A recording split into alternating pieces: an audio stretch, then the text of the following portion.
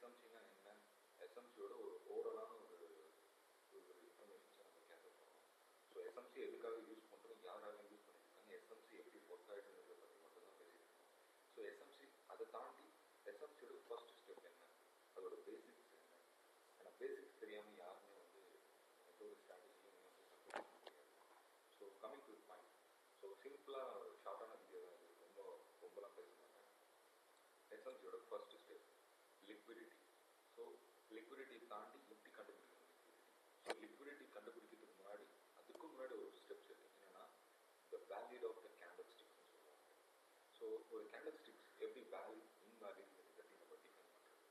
So அந்த valid invalid எப்படி define பண்ணுறதுன்னா இந்த கேண்டலோட ஃபார்மேஷனை பேஸ் பண்ணி தான் இருக்குது. ஸோ கேண்டலோட ஃபார்மேஷன் பேஸ் பண்ணி அதை தாண்டி அந்த கேண்டில் இது ப்ராப்பரான கேண்டலா, இது வந்து ப்ராப்பரான ஒரு லிக்விடிட்டியான கேண்டில் தானா, இந்த கேண்டில் விக்கு வச்சிருந்தா எப்படி ப்ராப்பராக இருந்துச்சு, ப்ராப்பர் க்ளோசிங் கன்ஃபர்மேஷனுக்காக நம்ம வெயிட் பண்ணணுமா, விக்கு இந்த விக்கை நம்ம கன்சிடர் பண்ணி நம்ம ட்ரேட் எக்ஸிக்யூட் பண்ணணுமா. ஸோ பையிங் ரூல்ஸ் என்ன, செல்லிங் ரூல்ஸ் என்ன, இது மாதிரி நிறைய விஷயம் இருக்குது எஸ்எம்சியில். இதில் நம்ம ஃபர்ஸ்ட் ஸ்டெப் என்ன பார்க்கணும், கேண்டலோட வேலிட் அண்ட் இன்வேலிட் வந்து ஒரு சிம்பிளான ஒரு விஷயம் தான் பார்க்க போகிறோம். ஸோ ஒரு கேண்டில் ஒரு ஃபார்மேஷன்ஸ் ஆகுது. ஃபார் எக்ஸாம்பிள் ஒரு புல்லிஷ் கேண்டலாக இருக்கும், பேரிஷ் கேண்டலாக இருக்கும், நமக்கு அதை பற்றி நெசசிட்டி இல்லை. ஓகே, நான் இப்போதைக்கு ஃபார் எக்ஸாம்பிள் பேரிஷ் கேண்டல் நான் ஃபார்மேஷன் பண்ணுறேன், ஒரு ட்ரா பண்ணுறேன்.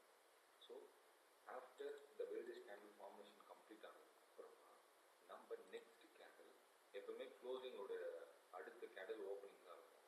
அண்ட் அந்த அடுத்த கேண்டில் இன்சைடு ரேஞ்சுக்குள்ளே இருக்கா, இல்லை ப்ரீவியஸோடைய ஐஎம்ஓ நம்மளுக்கு வயலேஷன் ஆகிருக்கா. அதாவது ஒரு விக்கு நம்மளுக்கு வந்து ப்ரீவியஸோடைய ஐயோ இல்லை ப்ரீவியஸோட லோ, அதாவது ப்ரீவியஸ் ஐ லோ சொன்னால் இதுக்கு முந்தின கேண்டலோடைய ஐ லோ அண்ட் ஐ, இது ஏதாவது ஒரு இடத்துல நமக்கு அப்சைட் ஆர் டவுன் சைட் நமக்கு மிட்டிகேட் ஆனாலே இட்ஸ் வேல்யூ கேண்டில். அதர்வைஸ் நம்மளுக்கு மிட்டிகேட் ஆகல, இந்த கேண்டில் மிட்டிகேட் ஆனதுன்னா இட்ஸ் இன்வேலிட் கேண்டில். இது இன்வேலிட் கேண்டலாக தான் கன்சிடர் பண்ணணும். இந்த கேண்டலை பேஸ் பண்ணி எந்த ஒரு ட்ரேடும் எக்ஸிக்யூட் பண்ணக்கூடாது. அண்ட் இந்த கேண்டலில் லிக்விடிட்டி இருக்க மாட்டேங்குதுன்னா நான் ஷோர் இது ஃபுல்லாமே ட்ராக் அப்படிங்கிற ஒரு விஷயத்தினால ஒரு ஃபார்மேஷன் ஆகிருக்கு.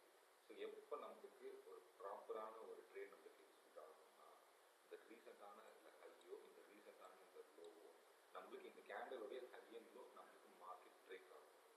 ஸோ எனிதிங் நம்மளுக்கு பிரேக் ஆகிட்டு க்ளோஸ் வைக்கணுங்கிற நெசசிட்டி இல்லை. ஏன்னா எப்பவுமே எல்லாரோட லிக்விடிட்டியும் இந்த கேண்டலோடைய ஹையிலையும் இந்த கேண்டலோட லோவிலையும் மட்டும்தான் இருக்கும். ஸோ இதுதான் லிக்விடிட்டி அண்ட் வேலிட் இன்வேலிடான இன்ஃபர்மேஷன்ஸ். கண்டிப்பாக எல்லாருக்கும் யூஸ்ஃபுல்லாக இருக்குன்னு நினைக்கிறேன். ஸோ இது ஒரு ஃபர்ஸ்ட் ஸ்டெப்.